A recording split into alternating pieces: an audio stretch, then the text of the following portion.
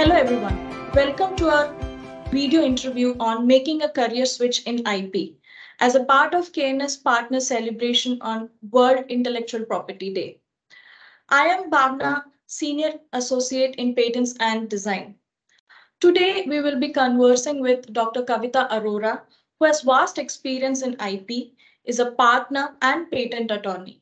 She'll be sharing her journey on switching a career into IP, opportunities for women, and advice on how to make such transition.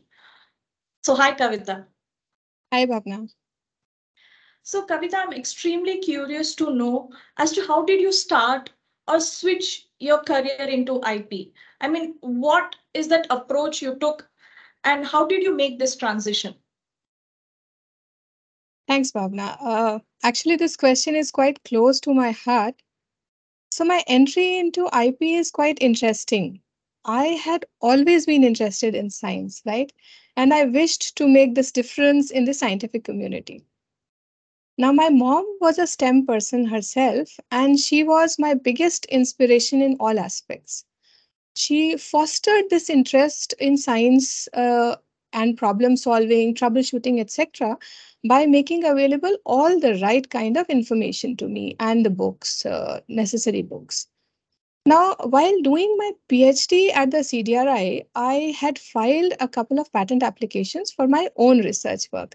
This was kind of my first foray or my first introduction to any sort of IP. Now, a couple of months after completion of my PhD in 2005, I chanced upon this advertisement from DST TIFAC inviting women scientists for training in the field of intellectual property rights. And I found it quite intriguing, actually. I mean, here was a chance to combine my interest in science, my analytical skills with the practice of law. And it was done deal. Honestly, there has been no looking back since then, Bhavna. Thanks, Kavita. So, that was amazing journey which I've heard. And so I know you have an experience of more than 17 years now and many more to go.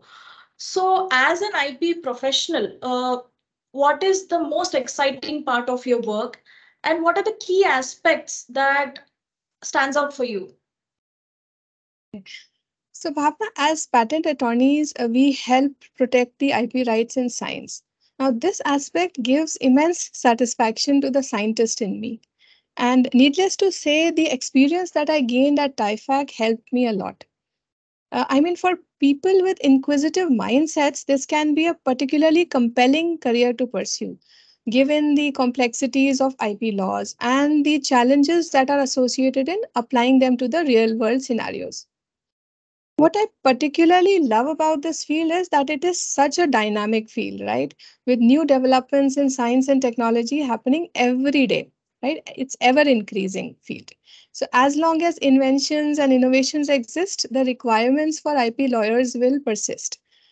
In fact, the fact that IP is growing at such a fast pace, even and especially during crises like the recent pandemic that we saw, shows us just how important or how crucial it is for the society and also the influence it has on our everyday lives, right? Yes, I must say I completely echo your thoughts. And unlike any other field, IP is something that excites me as well. And it's very dynamic, as you mentioned.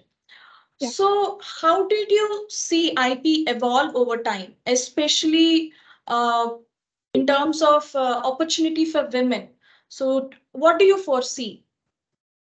So the world of IP has shown immense growth over years, Bhavna, ever since it was first championed, right?